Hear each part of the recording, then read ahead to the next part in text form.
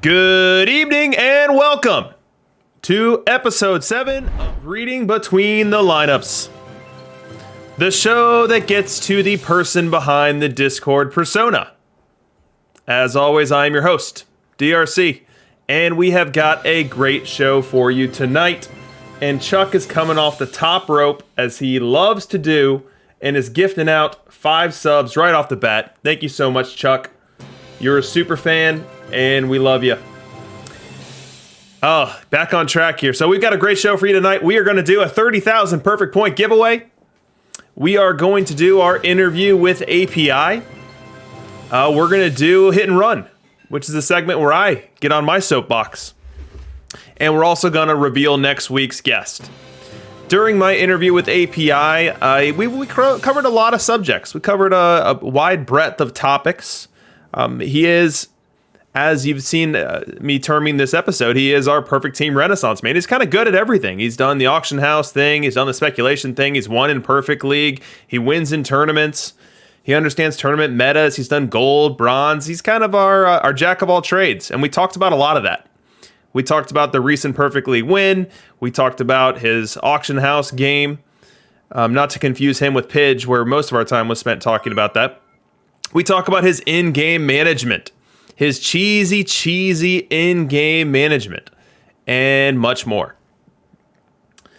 But before we get into that, and Shifted, thank you for the sub, 2 months in a row, you the man. You get some call-outs on this interview.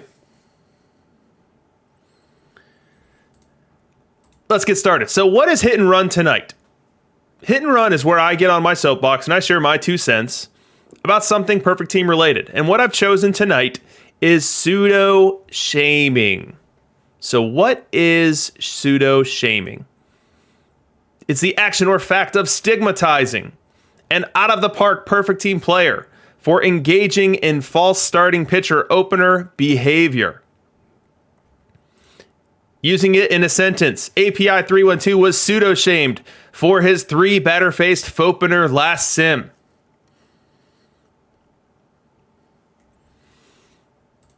What does it look like? When we see someone pseudo-shaming, they're often saying, oh, look at this guy. 3 batter-faced opener. You need to go outside. You need to get a life. You planning to be online every 30 minutes? Get a life, man. What are you doing? You really play? You care about that? You care about this game that much? Where you're gonna run a opener against me? You're gonna run that cheese against me? And then God forbid, your opener doesn't work. God forbid that follower that comes in doesn't pitch well and you lose, and then you get one of these hammers. Well, that's what you get for pseudoing. You won game 1 of our series playing it straight. Should have done that in game 2. And you're right, Mac Jacks. These are a lot of walnut quotes. As I prepared for this segment, I had a lot of people in mind. I've seen this done. Dozens of people have pseudo-shamed at one time or another. Now, some of it's playful, but some of it is legitimately toxic. I think Walnut is normally on the playful side of things. As you can see here, pseudoing is stupid. No, pseudoing is stupid. Microing is stupid. Cheese is, well, cheese. All 3 together is super stupid. PMC, standing for pseudo micro cheeses for lonely people with too much time on their hands. So Walnut's checking all the boxes here. And the question that I ask is why? Why do we do this? Why does getting pseudoed trigger such an emotional response? People act like they just got robbed, or they just caught the guy robbing them in the process, and they've got to jump up on their soapbox to tell them why. So as I was thinking about this, my head first went to what can you actually control in this game? You know, we're playing a baseball sim. We're not out there picking the pitches to throw. We're not there deciding whether to swing away on a 3-0 count. We're not there micromanaging each game. We're setting up lineup cards. And we are choosing how we want those lineup cards to be deployed. And we're trying to interpret our intentions through a complicated web of sliders, a complicated web of choices, checkboxes, park design. And so I said, okay, what can you actually control in this game? You can control the park you play in. You can go neutral. You can go cheesy. You can go a pitcher's park. You can go hitter's park. You can control that, and that has a very meaningful impact. It has a very meaningful impact. Let's see if I miss anything in the chat. Mac Jackson, Crash SF Giants throwing some bits in there. Thanks, guys. Really appreciate it. Level 3 hype train going. So the park you play is definitely one of the bigger decisions you get to make, and that has a huge impact on how successful whatever your team build is. You also get to do that team build. You get to pick which players you're going to play. Are you going to go heavy defense? Are you going to go heavy offense? Are you going to blend it? Are you going to choose to go heavy defense up the middle? Are you going to choose to go heavy platoon? Are you going to play players every day? Are you going to load your rotation with righties and your bullpen with lefties, or vice versa? You know, the players you play is one of the big choices that you have. Third, what days you play them. And this is really where micromanagement comes in. You see that you're going to a tough park for a lefty, and you hide your lefties. You see that you've got a tough matchup for a right-hand pitcher, and you make sure he doesn't go. And then lastly, how they play. These are really the 4 core tenets of what you can control, and pseudo-shaming is trying to take a dump on the 4th one. Why? Why do we want to do this? Why bully people into trying to take 25% of our impact that we can have playing this game away? That doesn't make any sense. Why do we want to encourage blatant platooning? If pseudoing is off the table, what's going to tell someone not to run 8 lefties versus a righty, or 8 righties versus a lefty? In general, I just think it's strategy. It is part of the game. It is something that real major league managers are actually starting to move into. It is the next frontier. You need to build your team to be able to face any opponent. And if you're not willing to do that, if you don't have an interest in doing that, then when you get stung by it, just lose. Lose and move on. You don't need to go to the Discord to tell someone that they're playing cheap, or that you caught them, or that they should be embarrassed. You should give them kudos for identifying an opportunity and seizing on it. It's strategy. And now, if you hate it, if you absolutely hate it, can you combat it? Sure you can. Balance your lineup. The last thing a pseudo wants to see is a lineup that's not really worth pseudoing. I'm not going to want to pseudo when you've got 3 same-side batters or 4 same-side batters in your lineup. There's no payoff for it. So if it really bugs you to see a box score where someone has pseudoed you and someone has done a 3-batter face or 6-batter face or 9-batter face pseudo and gotten into a really juicy lineup with their other-handed guy, don't let that happen. Balance your lineup. Punish them for doing that.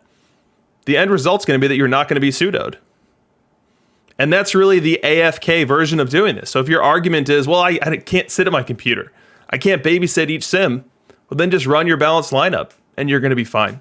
You know, if you think your balanced lineup is going to do worse when you're not pseudoed, then you need to make a calculated judgment as to what you're more concerned with. You know, getting pseudoed and taken advantage of your heavy platoon lineup, or losing more games. And then if you don't want to balance your lineup, then just pay attention. Most leagues don't have a majority of people doing this, so you know when those folks come to town that do, be at the ready.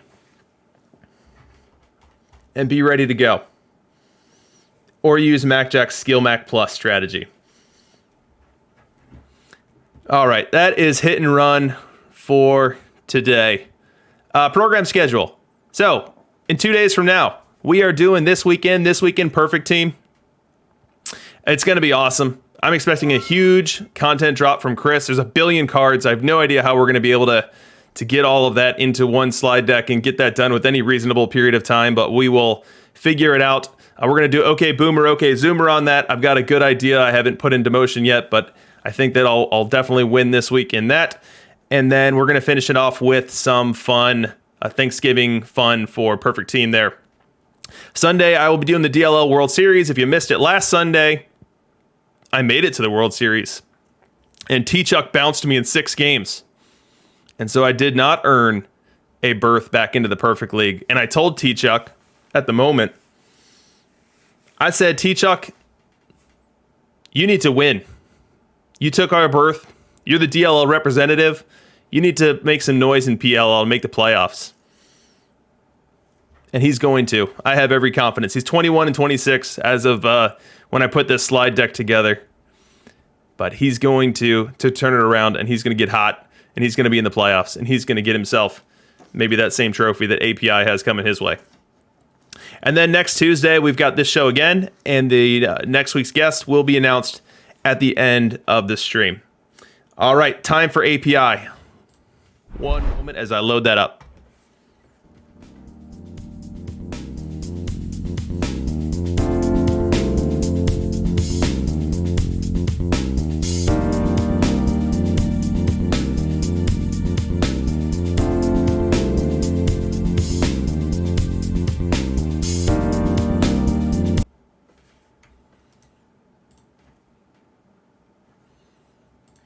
Joining me tonight on Reading Between the Lineups is reigning PEL champion, or at least reigning PBL champion while we're recording this, a DLL member and friend to just about everyone on Discord, API. How are you doing tonight, API?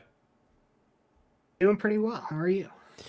Well, I'm licking my wounds after a DLL World Series loss. But alas, tonight is not about me, my friend. Tonight is about you. And so where I'd really love to start is just an open and broad question. Tell us about the real person behind api312. Name's Cody. Live in San Francisco Bay Area. I right now play a lot of OOTP. I'm an audio engineer, and yeah, that's kind of it. So audio engineer, I take it that might have something to do with the paneling behind you on your wall? That's right. Yeah. So all the weird paneling isn't because I'm totally insane, but it's to keep room reflections down a little bit. I've been doing a little bit of mixing in the bedroom now with pandemic and everything. So I think to put up some stuff. People will just be disappointed that it's not wood paneling, as it has become the standard on Out of the Park streams. I mean, I almost installed some, but it just didn't have time. Oh, that's great. So, API, Cody, how long have you been playing Out of the Park? And then, if that's not the same answer, how long have you been playing Perfect Team? I got started late this year. I think 2028 might have been my first season. I'd played other sim games a long time ago, actually. I played, I don't know if you're familiar with What If Sports. They did a sim leagues sim. It was, I don't know, it had a salary cap, but it was a similar idea.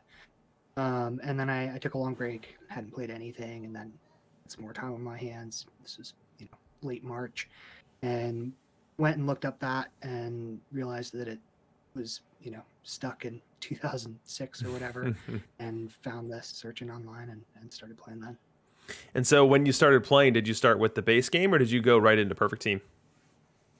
I started with the base game, and I played it, a little bit, and was like, man, this is really complicated. And then, I looked at Perfect Team and logged in and started messing with that and was like, okay, it was more similar to what I'd been doing with the sim leagues. Insofar it was, picking the players and sort of building a perfect team, if you will. And, got really hooked on it.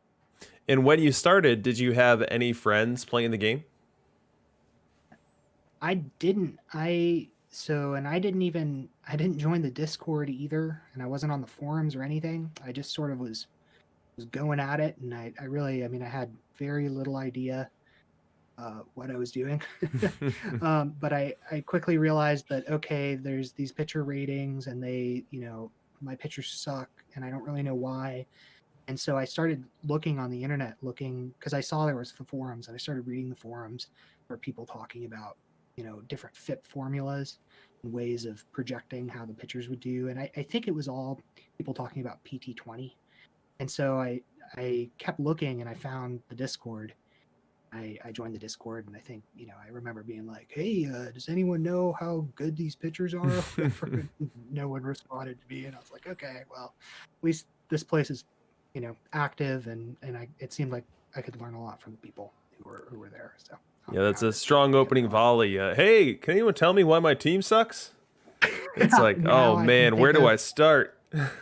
Yeah, it was probably the most, and I was running like SC Randy Johnson, and that was like my ace or whatever, and it it would seem like a bad meme now to me. But gotta start somewhere. Yeah, absolutely. So on the show last week, I kind of detailed my journey through Perfect Team 21 in terms of where my understanding was, which was not too dissimilar to what you've just outlined there, and then detailing like the various game focuses that I adopted at various points. Now, you yourself seem to have had somewhat of a similar experience. I know from DMs that we've had and from just open communication that there are times when you're talking more about the auction house, then you're talking about your main league, then you're talking about tournaments, you're talking about speculation. So can you just walk us through what your journey has been, starting from that opening volley on the Discord asking why your pitchers weren't performing well to where you got today, and really the major weaves and dives that journey took? Yeah, I mean, so I I started off just playing League and trying to win League, in Rookie and Iron, etc. And that's now obviously that I would consider that a mistake. You want to hang back and kind of generate PP and build tourney teams and stuff. But I was totally focused just on making the best Iron team I possibly could. Um, and I read a lot of what people had written on the Discord about various players and etc. And I started to go, okay, so power's bad, etc. And then I really wanted um, Luke Appling, and I hadn't done any of the My guy, missions Luke even. Appling. Yeah. Yeah, but I wanted Luke, and I knew he was good because everyone said he was good. And I think I posted in buy and sell, and Shifted reached out to me, and he had a Luke that he was considering, selling for packs, of course.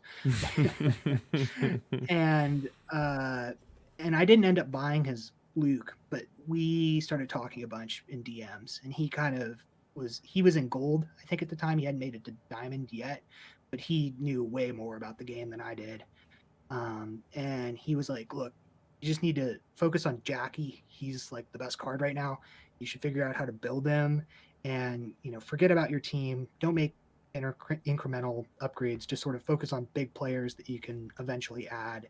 And really gave me the lay of the land, and was just super helpful in kind of pointing me in the right direction. And he made it up to diamond, and I was kind of we kept talking, and I was building my team and everything. And then he was telling me about this walnut guy who'd started a league, and he was on the fence about joining, but he decided to join it. And then I was also, I don't know if you know Jerry, Yeah. but he Hmm.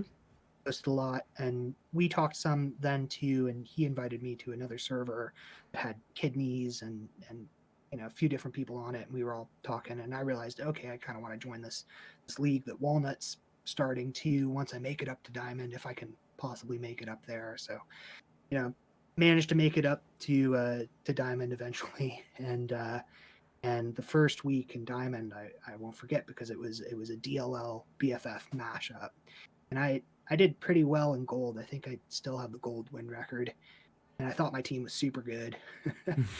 And I just got destroyed by BFF. And I'd never seen like pseudo openers and all this different stuff. It was like, whoa, this is not stuff I was thinking about at all. And I learned my lesson, and kind of was like, okay, there's more strategy to just than just having the best players and Hmm. putting them on your team and hoping for the best. And I started retooling and trying to refine and trying to figure out, okay, this is how a pseudo opener works. This is like they did these matchups in this park because of this. And I mean, getting beaten by JM and QC over and over, and they were running teams that were way worse than mine. from a player quality standpoint at that point, but they were just totally out managing me. And it really made me want to study how they were able to get such an advantage with these. It was like, okay, I just got destroyed by Diamond Andy Pettit, and he, obliterated my lineup, but it was because I had 9 left-handed batters Right. lined up for him. And of course, he was going to eat me for breakfast. And so, at that point, I was really starting to get into and I still wasn't really playing tourneys that much. I was a bit, and I hadn't really done any auction house spec or anything like that either, I guess. But I was starting to get a feel for at least how to do it in league, and then Shifted. This was right around Team of the Decade, and Shifted was doing a lot of spec for TOTD. He was like, "Man, you should stop focusing on trying to make your team immediately better. Start focusing on speculation for TOTD."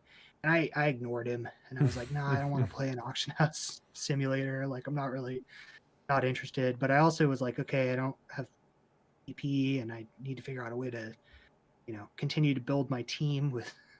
I'm not raking in PP like I was in Iron or anything, and I wasn't, I started playing tourneys a little bit maybe, but wasn't getting tons of packs that way. And then Face of the Franchise coming, and he was like, "Look, this is the moment to like sell your team," because I had a bunch of, I had Triss, a bunch of players that were pretty expensive, and he sold his whole team and put it into spec, and he convinced me to do it too. And I think I owe like my whole team, honestly, to him convincing me. Wow. And this is when we saw the metamorphosis from the Forestville Ferns to the Forestville FOTF Speculators. That is correct. Yeah, I changed the team name too because I was embarrassed. My team was not nearly as good as it was before, but I sold everything that wasn't just essential to keep me. I tried to cut it as close to just keeping me in Diamond as possible while having as big a bankroll as possible to put into Face of the Franchise speculation. I had hypothesized that the name change was for that reason, for almost like pride in team, because the Forestville Ferns had been extremely competitive. They had punched above their weight. They had been a team that had, had 5 and 6 and 7 game advantages over the entire field in certain weeks. So like for the Forestville Ferns to roll out there with a skeleton crew and rack up 85 losses, like that would be very unfern like. And I guess you recognized that and didn't want that to be on their resume. Yeah, exactly. I mean, that was my thinking. I was like, okay, I need to at least tell people that this isn't what I think is the best team. This is just what I can put together with what I got right now. Right. I find it really interesting that your move into really detailed analysis within the game and detailed understanding within the game was by that, or because of that, baptism by fire of that BFF DLL mashup, where you got to observe firsthand the things that QUC and Jay Mallet were doing directly to you to usurp your better roster. And at this point, you've really gone.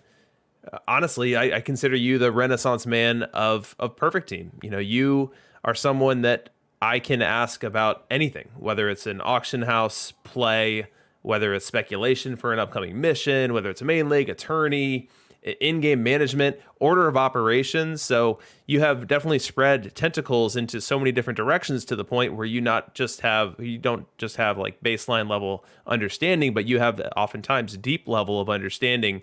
And was that all really sparked by that first Diamond League experience?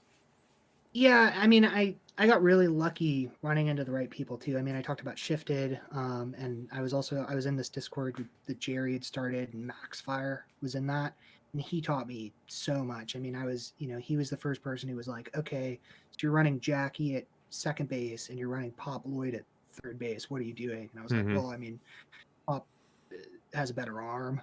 And he was like, no, you want your best range down the middle, like think about chances. And he also told me, look, if you want to understand better how the back of the card stats are creating these in-game stats, go into the editor in the base game. And he got me to go back into the base game and really delve into how the different back of the card stats affected the final stats that you see in the game. And I think without him and without losing to Jam and QC and also being in DLL, and there's lots of super knowledgeable managers there, and being just ensconced in the community, I would have never, still probably be in bronze, trying to figure out why Randy Johnson isn't good. So I'm curious, because you have such a wide base of experience of the various disciplines that you've spent time being a student of, call it main league, tourneys, auction house flipping, auction house spec, in-game management, order of operations, and understanding how the game is actually working. Like, what is the most fun to you? I think I like building tourney teams best, probably, because especially in like gold or below, like everyone has every single card already, Hmm. and so it's not there's no haves and haves nots, kind of, so it feels like an equal playing field. And I also think because there's no really good cards, kind of like there's less outlier cards, that it becomes more about your full team build and your in-game management than maybe, okay, like now it's kind of that way in League to an extent with Face of the Franchise. But before that, I mean, if you had Triss, you were you were in a much better position than someone who Right. didn't have Triss, for example. So I think the level playing field, and then also being able to make lots of builds and iterate without having to risk, like, iterating in League can be really expensive. And like you buy one player that doesn't work out, and then you got the AH Vig, and that kind of makes it more like a scarier gambit than bronze tourney cards. It's like you can buy all of them for 10K, and then have the entire deck to play with and figure out and make different presentations. I'm curious, the micro lessons that you've learned in main league, somewhat and partially inspired by those BFF and DLL mashup leagues, is that something that you bring to tournaments? Do you micro manage your tournaments? I mean, I spam like both best of sevens, Hmm. and I don't usually micro those, but I really enjoy microing tourneys, and I think that less people do it, and so it almost presents even a bigger advantage. And I definitely, like, I've been working on doing some different builds for bronze that use opener followers and stuff like that, and I don't think I've ever had another bronze team use an opener. And so I think it can be fun to apply the kind of higher level league management stuff to those lower formats and just see how it can work out. Yeah, I think you're not wrong there. I would wonder if there's anyone in Perfect Team that has played more bronze best of sevens than me. And I can tell you that I've never once thought about that, and I've never once micromanaged either. It's kind of the team is the team, and they're going to roll out there, and I hope they're going to win. And I think a Right. lot of people are doing that for tournaments. So when it comes to being able to use advanced tactics and micromanagement and pseudo starters, I would think the efficacy would be even higher at those levels in tournaments when people are just more or less signing up and then walking away. Yeah, no, definitely. I mean, you see a lot of, especially in gold. I mean, it's super platoony, like league. So you get tons of teams that are, 8 left-handed batters versus right, and they're super splitty. And I had one gold build that used openers, and it was super, super effective because people don't correct. And so you just get, free 3 innings with a left-handed pitcher to start, or you do a batter face count on a right-handed pitcher, and then let some like Don Candelaria, who's got massive stuff against left-handed batters and big splits, come in and eat up that lineup. And there's hardly ever people don't really correct. Yeah, that's interesting to think about and potentially try. So you are spamming those tournaments, and so obviously tournaments are a PP generation arm for you, but it sounds like there's something a little bit more than that because you find that to be the most fun experience in terms of designing teams and being able to succeed in a meta when there is no differentiation between the available card universe. It's just differentiation between which cards you actually choose. Yeah, and I mean, there's so many different formats too that it's like I got tired of gold because I've been playing it so much, and then started doing bronze, and then I was like, well, what about iron? And collected a bunch of iron data and realized I hated it. And it just lets you use new cards, and there's slightly different meta for all of them, so it kind of keeps it fresh. from one data collector to another, at what point, how many rows of data do you feel like you need before you've got the gist of a tournament type? I mean, I feel like batters start to even off at like 4 to 5,000 plate appearances, and pitchers maybe 2 or 3,000 innings pitched for a starting pitcher. You start to see, and I mean, it continues to flatten after that, but I feel like you can really start to trust stuff after that. Mm-hmm. And that ends up being, I mean, over 10,000 lines of data. You're like, okay, this is starting to be something, and then over 20,000, you're like, okay, this is probably good. Mm-hmm.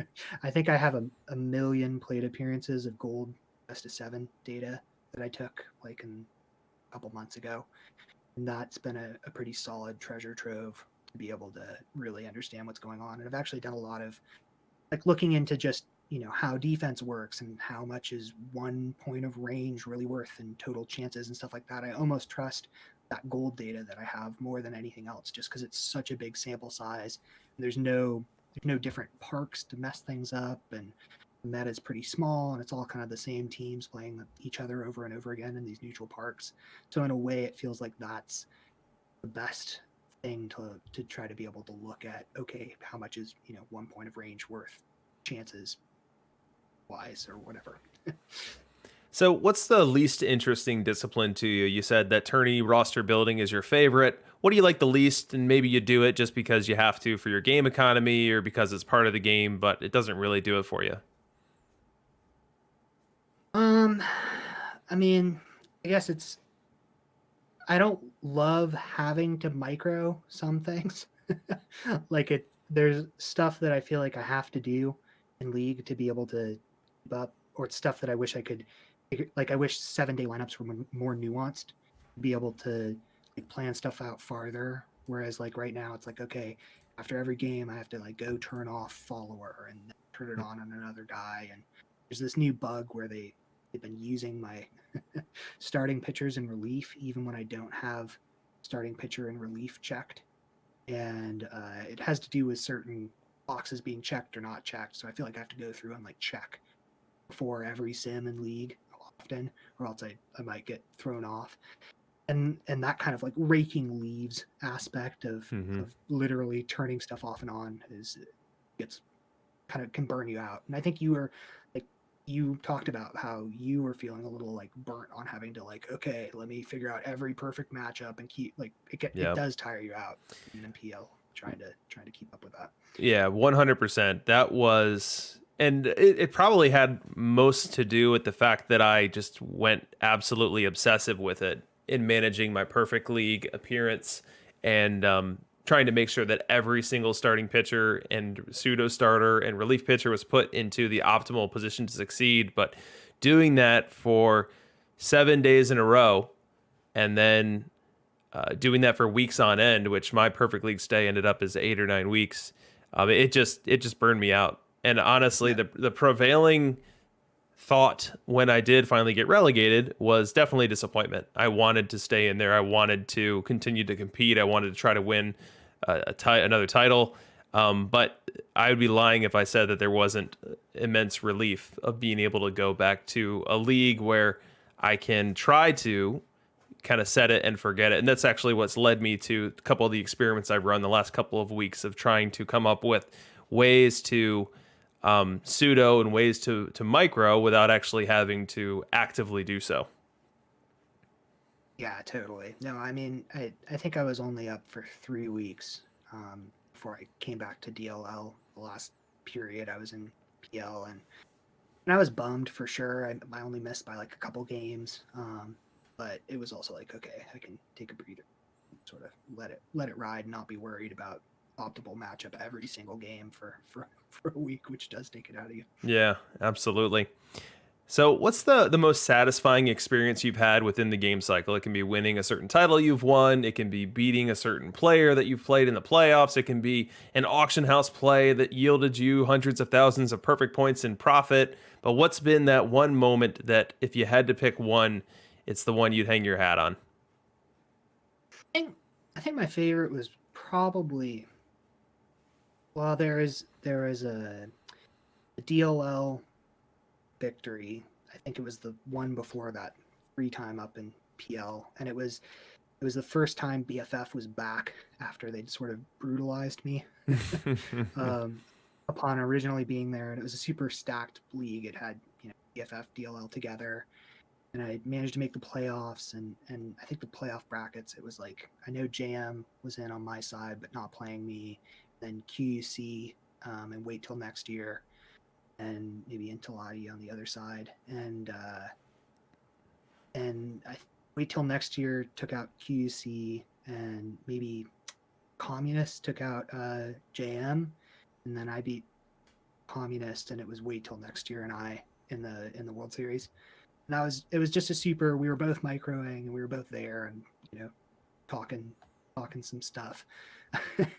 And it was a really fun World Series, just within the DLL like that. It was pre Face of the Franchise, so it was kind of like I was running a build that was super nerfed Park, which I think is still my favorite aesthetic build, if you will, if not the most effective now. And so it was like playing Addy Joss and Rick Rushell, SE, and all those low stuff guys, and just trying to figure out how to maneuver between my Park and wait till next year's Park, which was super different. Yeah, that would have been one heck of a World Series to call. I'm sorry I missed that opportunity. Yeah. Now, what was the biggest mistake that you've made in this game cycle? I think probably ignoring the auction house for as long as I did. I lost a lot of PP just hanging on to cards and just trying to chase the meta early on. And I had like people like Shifted telling me like, you're just flushing PP away. Like, what are you doing? I just made tons off of TOTD, and it's so easy. And like, here, just buy these cards. And I just was like, nah, I don't want to do that. I don't want to do that. And then once I started doing it for Face of the Franchise, I realized it didn't really have to take up that much time, and it was super satisfying in its own way. And it, bankrolled my being able to have a competitive team. And it was like, man, I just should have been doing this all along. And so since that point, have you architected and executed other auction house plays that were not FOTF speculation related, having to do with something else or speculating a different type mission? Have you continued that line of efforting? I mean, it's been, with the postseason missions and stuff like that, it hasn't really been a possibility. And I tried it a little bit before we figured out that the postseason missions wouldn't have old cards in them. Like I bought some postseason heroes or whatever. Pretty much all my spec for this game cycle was Face of the Franchise related, but sort of more Face of the Franchise developed, and it became obvious pretty quickly that, okay, the prices are dropping really fast night of, so maybe it's better to pre-sell stuff before, like if you already had a bunch of stuff, or and kind of things like that. But really, since Face of the Franchise, I felt like there hasn't been as much of a palpable market for auction house play, if you will. Yeah, that makes sense. So let's transition a bit to the community itself.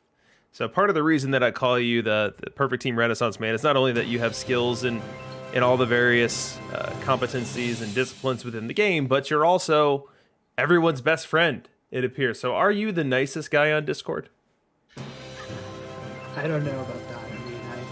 I think that, there's definitely like some beef on Discord. I feel like there's obvious, people who don't get along with other people. And I think one thing, I've learned something from almost everyone on Discord. And I think the more you're open to talking to people and kind of getting their side of things, the more you can learn, the more nuanced picture you have of the game. So, I think everyone really likes the game, obviously, and is passionate about it, and that's like why they're there. So it's like, maybe get over any sort of personal hang up or whatever, and really delve into that. You'll find, oh wow, this person's really smart and has their own viewpoint on all of this different stuff, and there's tons of information to be shared and gleaned. Yeah, absolutely. So as probably the most well-connected or one of the most well-connected Discorders who has DM trails with dozens of users that go through various strategies or various ideas that you're labbing at the time. What advice would you give to someone who doesn't find themselves having those types of dialogues or having those types of conversations within the Discord to help further their own understanding of the game? How did they get that started? I mean, I think don't be scared to DM people. Like, I realized Shifted was so nice when I first started talking to him. I kind of just started like I DM'd your kidneys, and I knew about his sheet, and we started talking about modeling and stuff. And people really want to talk. I mean, they're on Discord because they want to talk about the game. So I think for the most part, people are going to be responsive if you're like open and like, hey, I realized that you're good at this, or saw you doing this. Like, how'd you do that, or what do you think about this or that? And, I mean, I'm always open to DM with people if people have questions or want to talk or whatever. And I think most people who are on Discord are too. So it's like you just have to be willing to sort of reach out to people and talk to them. And then also, I mean, there's so many great friends list leagues too. I think that's a great way to meet more people and talk to more people and kind of expand your circle. So like, there's DLL of course, but there's BFF and TBD and all these different friends list leagues. And I think joining one of those gives you an immediate community of people you can talk to and then go from there. Yeah, I couldn't agree any more than I do. And I think that's critical to accelerating your learning curve. There are people who are among the best players in this game right now that picked up the game this year. And no one is a self-made man. No one was born understanding what these ratings are going to mean for that and what those ratings are going to mean for this, and understanding how to set your team sliders and understanding the mathematical regression model. Like, there's so much to this game. There's so much depth to it. There's so much nuance in all the across the different competencies and disciplines that it's impossible to just go it alone and get to the same spot that you would otherwise, of having open and honest dialogue with others who can really help you and point you in the right direction and bounce some ideas off of you as you bounce some ideas off of them. So I definitely think that's one of the hallmarks and one of the continuing themes that I'm seeing as I'm talking to people that are at the top of this game, is that just about everyone has a network of others that they're sharing information with, that they're bouncing ideas off of, that they're really using to inform the strategies that they're deploying, no matter what they're talking about, whether it's a tournament roster or an auction house strategy. It just seems like I've yet to come across someone who's racking up perfect league titles and is doing so in a vacuum. No way. Yeah, I think, and you were saying, oh, you've managed to learn so much so fast or whatever, but it's really, I think you said it already. It's like, it's just talking to a ton of different people and seeing what they're doing. And you have to come up with your own way to go about playing the game, of course, but it's like everyone has something to add probably if you talk to them. Absolutely. And I think with guidance from people in the Discord, the things that you yourself are capable of are pretty extraordinary. And I want to transition a bit to stats and modeling here. So you taught yourself regression modeling this year, correct? Yeah. And you use regression modeling to do what?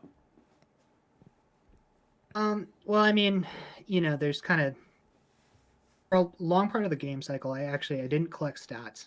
I didn't do any modeling, and I was totally like a just sort of gut opinion based off of like a head model, if you will, kind of eyeballing a card. And I think there's actually a lot gained from doing that. And I'm glad I did that, but that can only get you so far because you're also, that's like heuristic. Okay, well, he did well this year, but who knows what that means over a large sample size. So then the next step is data collection, right? Like, and start making spreadsheets and get your pivot tables out and see how people are doing globally. And that's cool too. And then I think, modeling is just like one step further from there, which is like, okay, so I believe all these observed statistics are right, but the meta is so narrow. You really only have that 3,000 innings pitched for maybe a few pitchers if you're in perfect league. Like it's not, most pitchers don't have that sample size. And I think there's a hole you can fall down where if you just use observed statistics, you're like, well, you know, Mariano was super bad this year. He must be terrible, but it was only 200 innings pitched, you know?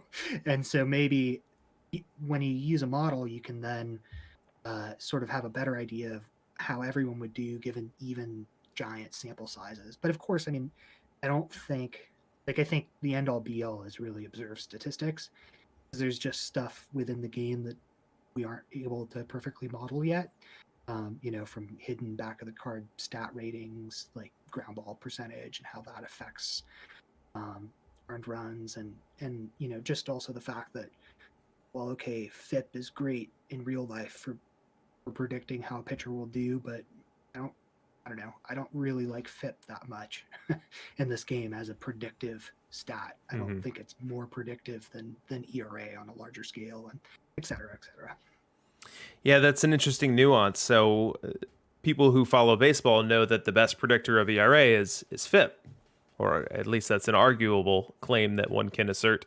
But within a video game, like, will that same phenomena exist? Maybe the best predictor of ERA in Perfect Team is ERA, because it's a video game at its core, and the sample sizes are getting big enough now where some of that noise that FIP might do a better job of ignoring goes away when you have a sample size certain big enough. So that's certainly an interesting take there.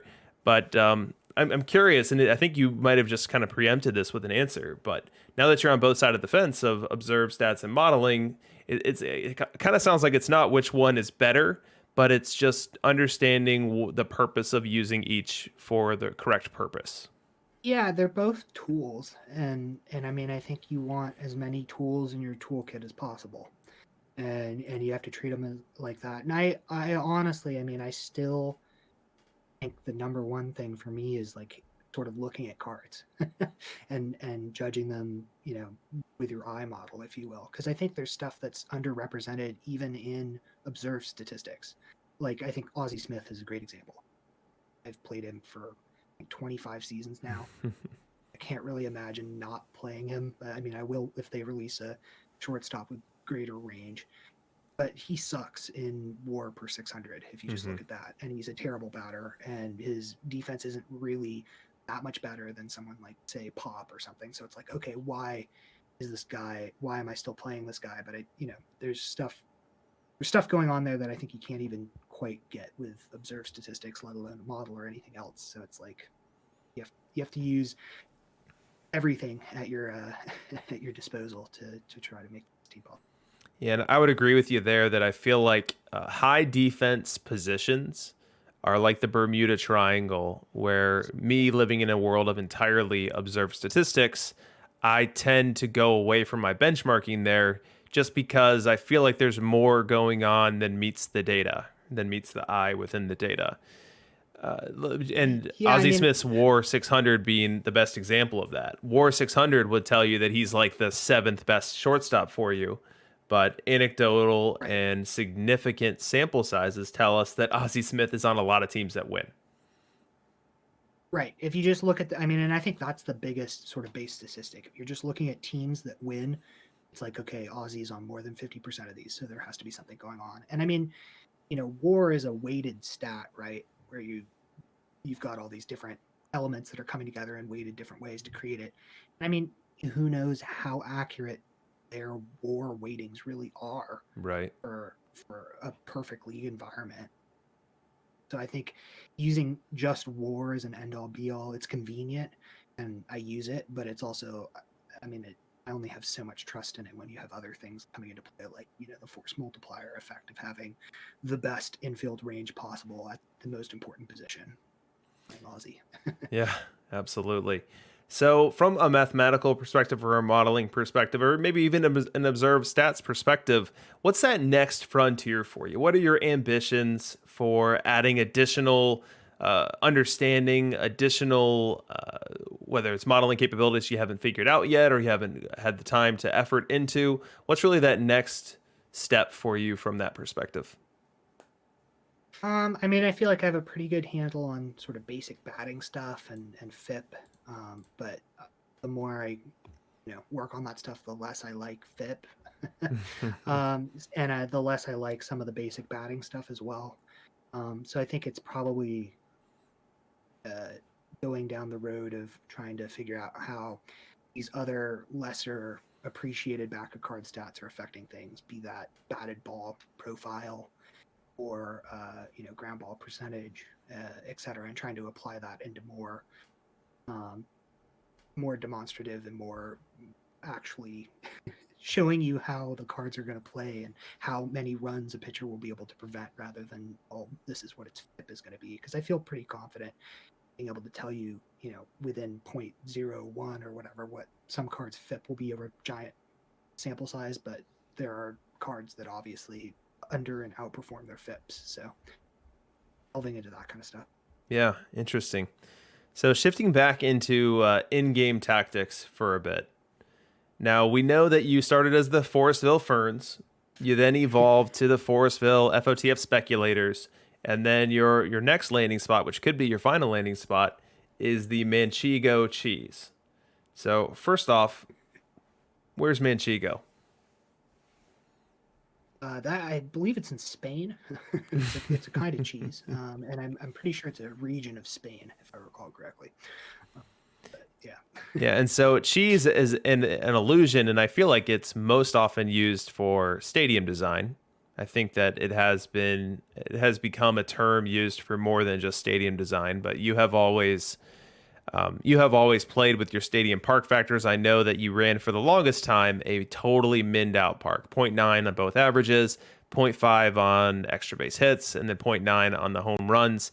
But seems to have gone away from that for quite some time. Can you walk us through that evolution of your team?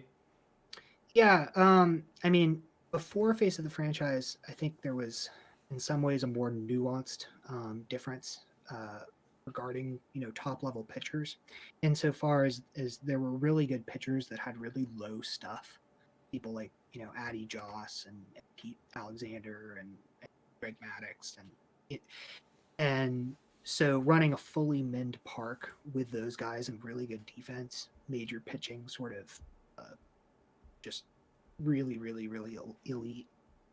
And then once Face of the Franchise came out, I kind of kept trying to do that for a season, and that was actually the season I got relegated back to DLL. And I realized, okay, well, all these new pitchers have super high stuff, so they're not really like Pedro doesn't care that much that my park's nerfed. Right. He's not relying on good BABIP to have good performances. And so then I went, okay, everyone's really splitty. So we've kind of been forced in this world now where I think you can run a neutral park and do well. There are teams that do that, but I think the best, you just want to win games in League, you need to go one way or the other handedness wise right now with the cards that we have. And what's better, lefty cheese or righty cheese? I think it depends on the league build.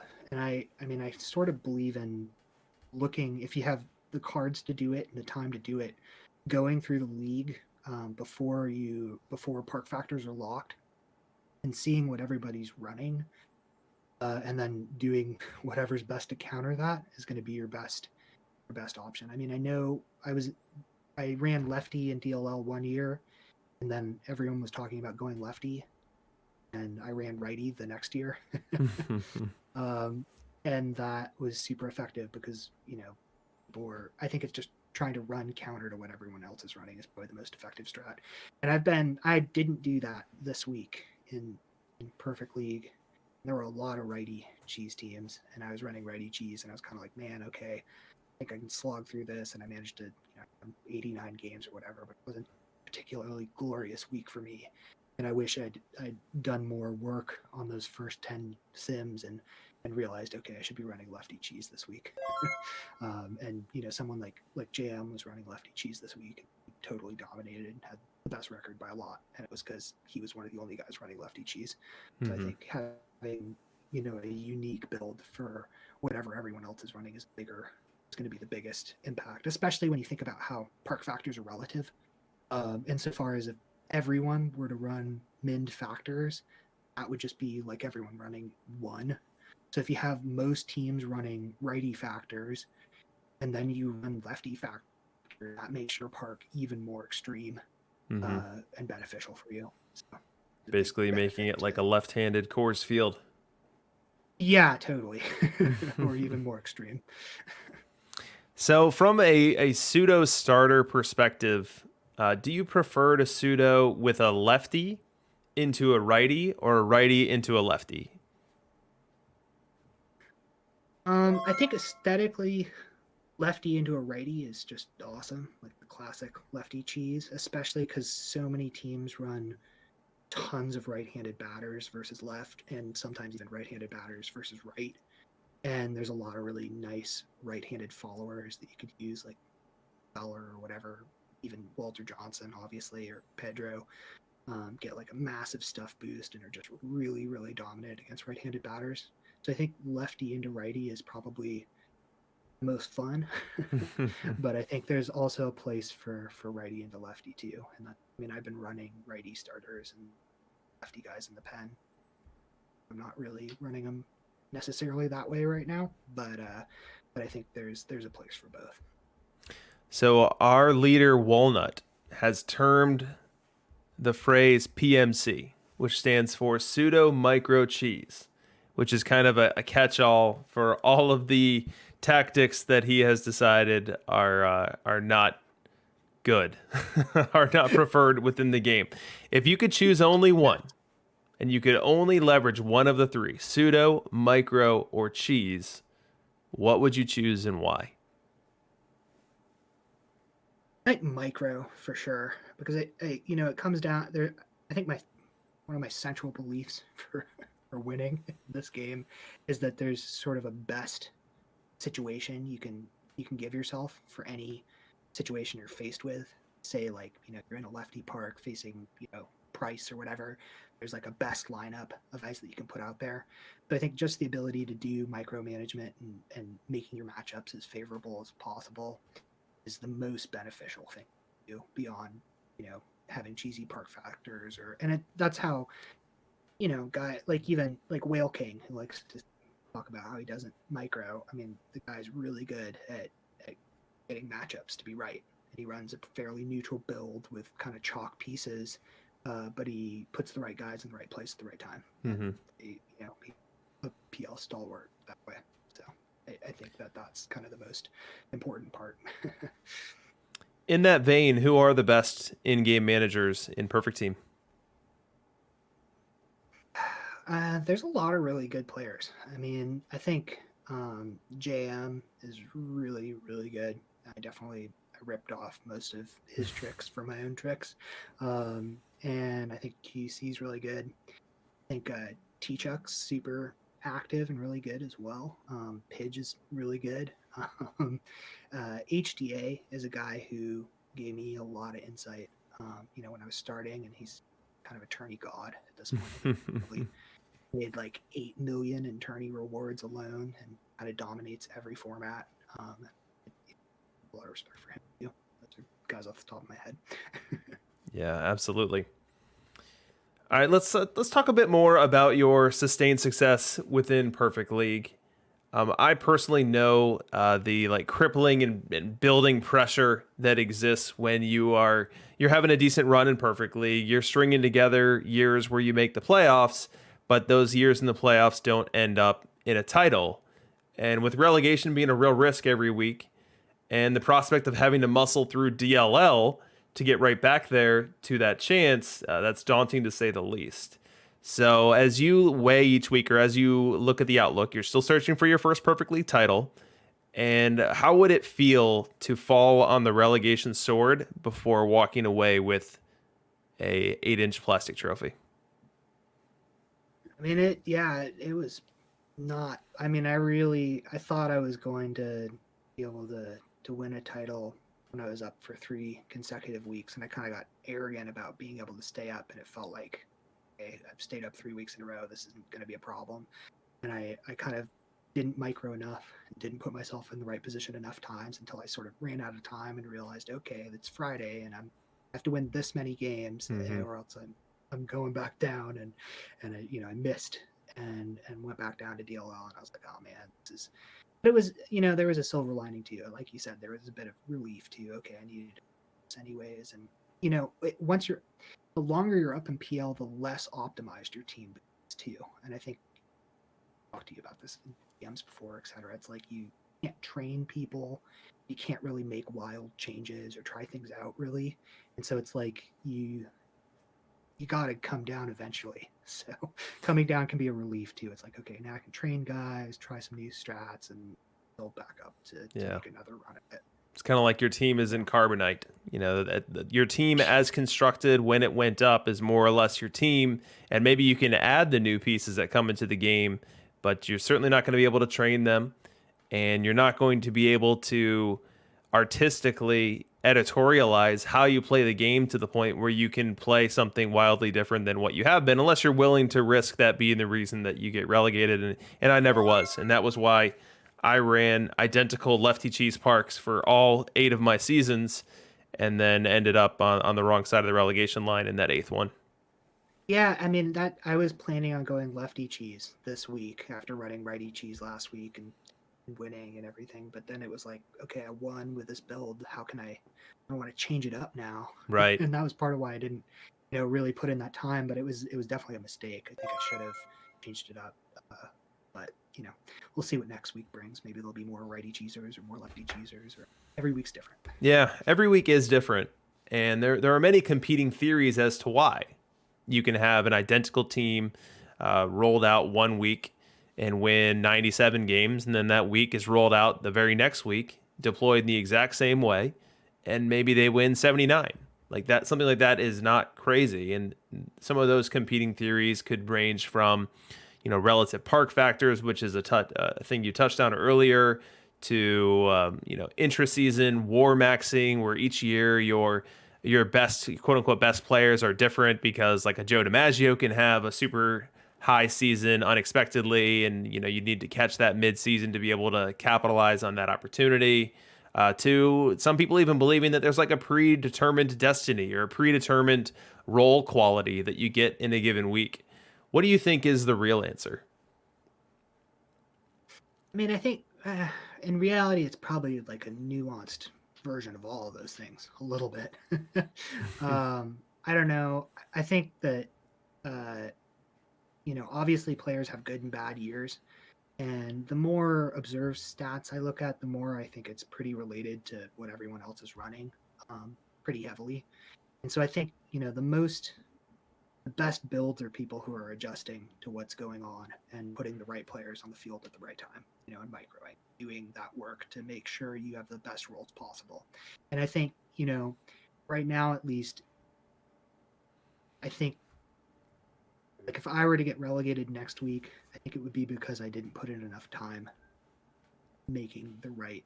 having the right players on the field and making the right build for the league that week. It wouldn't be because of some predetermined thing, or it wouldn't be because of, bad roles. It's like, okay, these guys have bad roles, but it's because you put them in a position to fail.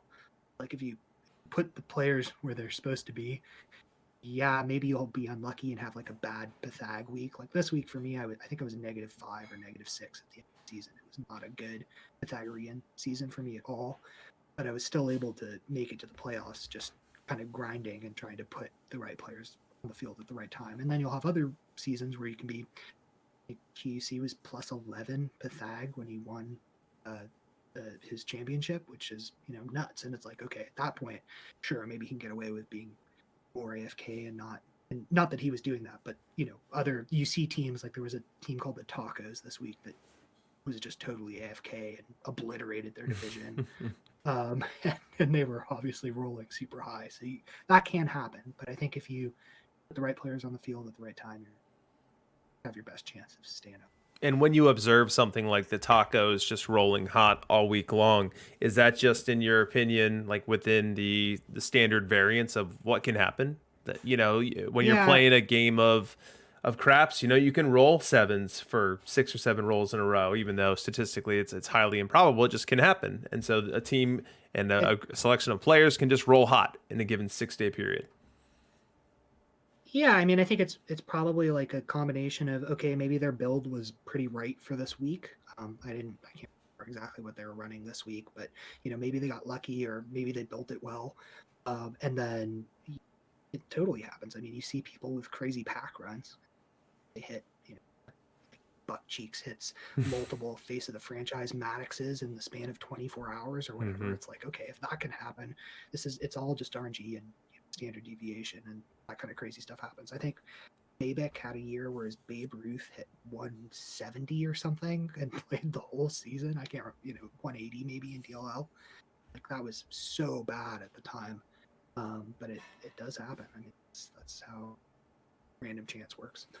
So going back to player roles, and I'm asking you this question because I think that you and I have both moved on this topic over the past couple of months, and Free Day Brown might have had something to do with it.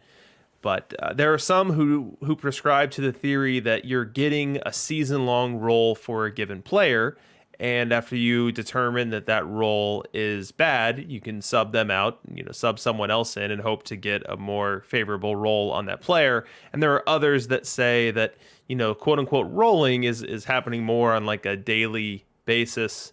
And by daily, I mean like gamely, I really should say, where you're having 30 days worth of games in a given day.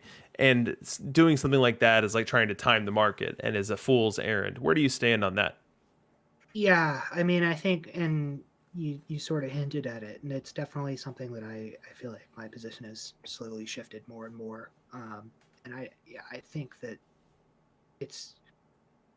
there's no real role that's given for a whole season. Or it's like, yes, maybe you get lucky multiple times, or you hit hot, or you get someone who's cold, and then you put someone in, and maybe they're hot. It's like, oh, but it's gambler's fallacy.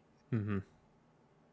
At least I don't think there's any way to really tell if that's right. And I think that actually, I spent a lot of the game cycle being kind of distracted by the meta of the meta, and like trying to figure out that kind of stuff. And it's super interesting, and it's part of what I really like about the game, but I don't think it's very helpful for actually winning, Mm-hmm. if you will. It can almost be like a distraction from. Sure. No, that makes sense.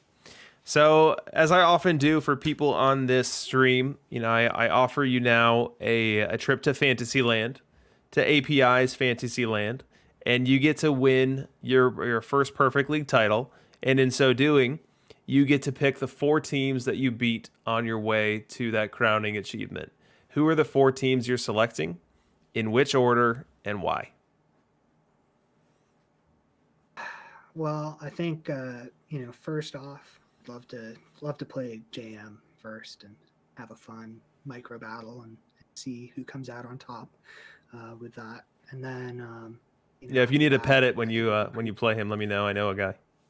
right, like maybe I can hook up a pet it and pop him in there in the Wealthy Park and get lucky. And then after that, I always say I'd want to play. I think Doc maybe in the next round. Just we've had some really good battles in League, and he's definitely. I mean, I think he was the person who first told me about 7-day lineups even being a thing. So I feel like I've learned a lot from him over time, and it would be fun to go up against him there. And then I guess probably QUC in this is the semis, if I math right. Yep. I think right.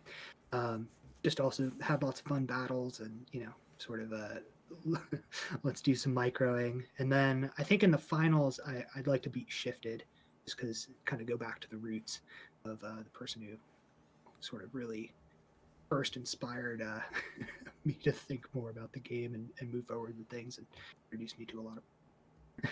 Yeah, that's a fun alignment there. You go BFF, DLL, BFF, and then DLL to finish it off. Now, the problem is that Shifted would never stop ripping packs long enough to build a team that could get there. So Sad but true. That's awesome.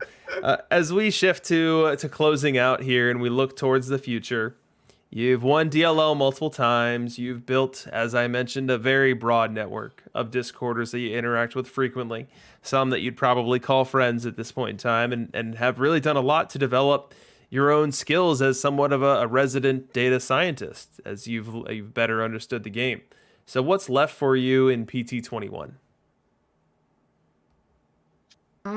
I mean, I think I still want to delve, like I was talking about some of the modeling stuff I'm interested in, and that's become just a pet project at this point, and I kind of want to keep understanding it better and get better at it, and also set up, like a framework to go into PT22 and be able to get ahead of the ball from the beginning instead of kind of blindly looking for things. So keep working on that kind of stuff. And I mean, we have PCTS coming up, and I got bounced in gold, which was, I mean, not unexpected, but kind of a bummer. But I made bronze on my alt, so I've been working a lot on bronze builds and also just sort of playing with different things I can do in there. So I guess, I'm really looking forward to that. Yeah, that's awesome. And then do you plan on playing PT22? I do. Yeah, I'm excited to see how it's going to be. I mean, with the Com2S sale and different things, I have no idea what it's going to look like, but I think the community stays in place like it is now. No reason not to play it, and I'm looking forward to kind of discovering it with everyone else and seeing what it's like. All right, I'm putting you in charge of the game now. I'm putting you at the head of wherever these decisions will be made going forward, and you get to make one change as you move from 21 to 22. What's the change that you're making? Ooh, tough question. I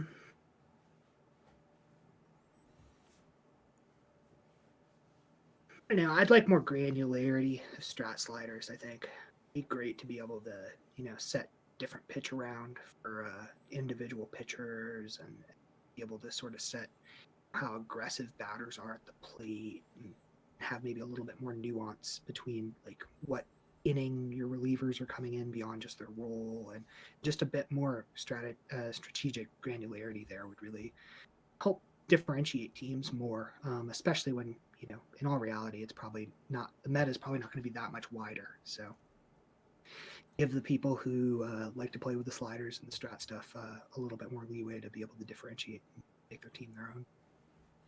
Last question for you. You get to play catch with any baseball player of all time. Who are you picking and why? Man, I think I would choose Phil Necro just because I really like knuckleballs. Mm-hmm. Could hit a little pitching when I was younger, and liked throwing a knuckleball myself. And I think it would be really fun to play some catch with him and pick his brain on how he managed to get the crazy knuckleball going. I had a buddy on my softball team a couple years back, and he could throw an incredible knuckle softball. And I've never played catch with someone who could throw an incredible knuckle baseball, but I imagine the experience is pretty similar. And let me tell you, that is not a fun game of catch in terms of the difficulty of actually making sure that ball goes in your glove. That ball is literally jumping everywhere. It's a thing of beauty, and I mean I never got super good at it, but I could, 1 in 5 times I could throw one where it was like, whoa, that one moved a ton, and it's super satisfying.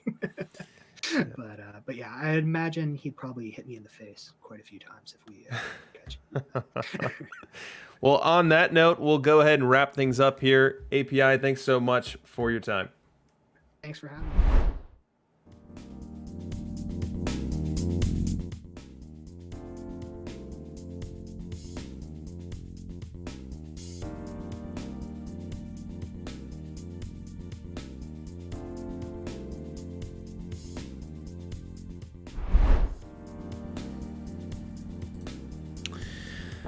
That was API, guys.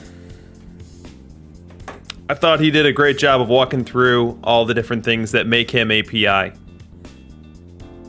That make him the guy that is known as the nicest guy on Discord. Let's go ahead and open up a giveaway.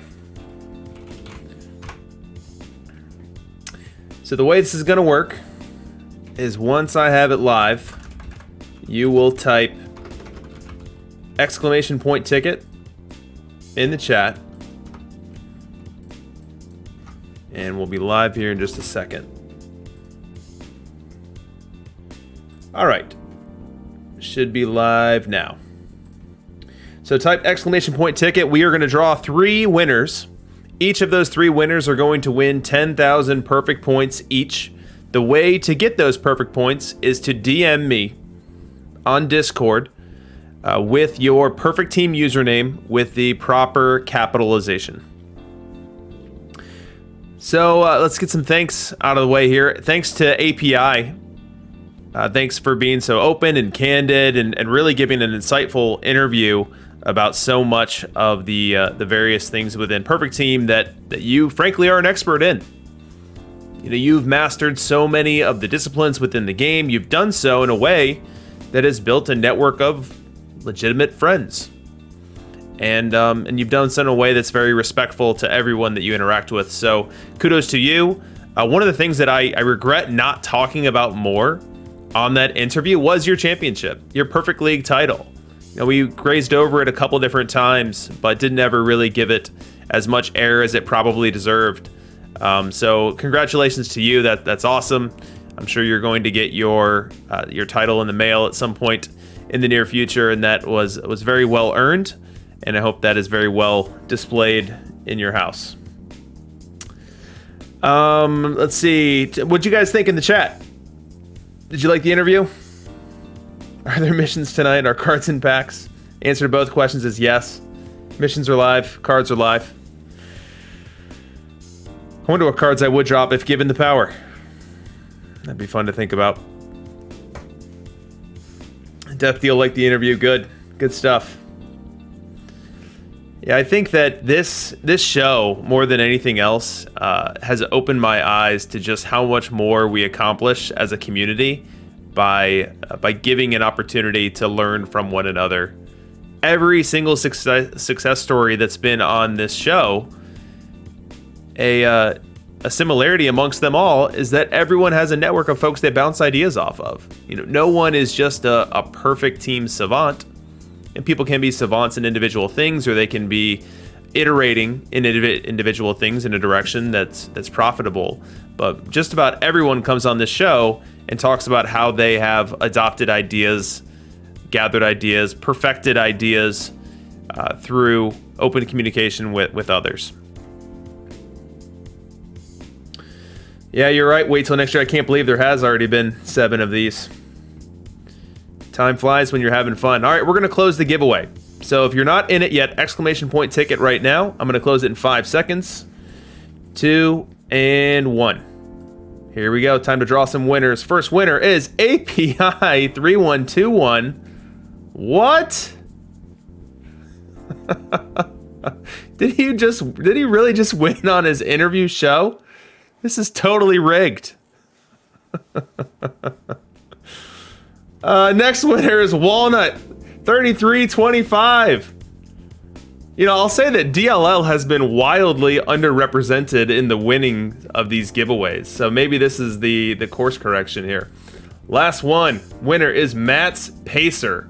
So those are our 3 winners tonight. Again, to redeem your perfect points, DM me your Perfect Team username with the exact correct capitalization, and then I will get you those points as quickly as I can. Congrats. All right, let us talk about who we're going to have next week. So we are going to have Jesse Roach, who is a name you've likely seen in the Discord a whole lot more frequently recently. He's made it up to Perfect League. He made the Perfect League playoffs last week running a maxed out park, which I haven't seen very frequently, which is very interesting. But more than just being a competitive Perfect Team player, he's also, for those that don't know, a baseball writer. He writes at Baseball Prospectus. He writes on their Dynasty Fantasy Baseball team, and that's actually how I first got to know Jesse years ago. And so I'm excited to have Jesse on the show and have him talk about how his side job, his job analyzing dynasty prospects, building fantasy baseball rosters, how that relates to or informs what he's done within Perfect Team, and really where he sees the differences and similarities, and how he's looking to leverage what he knows about Perfect Team to try to get himself a Perfect League championship. So make sure you join us next Tuesday for that show, and make sure you also join us on Thursday. We are going to be doing This Week in Perfect Team right after Chris, and it's going to be a blowout show. Chris is dropping a huge ton of content on us, and we are going to be bringing our A game too as we break down those cards and give you a very fun OK Boomer, OK Zoomer, and then cap it off with some lighthearted Thanksgiving Perfect Team fun. So be sure to join us for that. Fabic asking what Jesse's team name is. I don't recall. I know he's in Perfect League right now. So if you went to Perfect League, popped open that page and looked for a username that looked like something like Jesse Roach, that's probably the one you're looking for. Richmond Rhinos, there it is. All right, guys. Well, that's the show for tonight. Thanks everyone for showing. Thanks to all who supported the stream. Chuck, 5 gifts. Mac, 5 gifted subs. Really appreciate it. We've got Crash SF with 500 bits. Mac, 400. Death Deal, 100. Appreciate everyone who supported the stream as always. That's what keeps us going here and helps to make the channel grow. So thank you to all, and to all, a good night.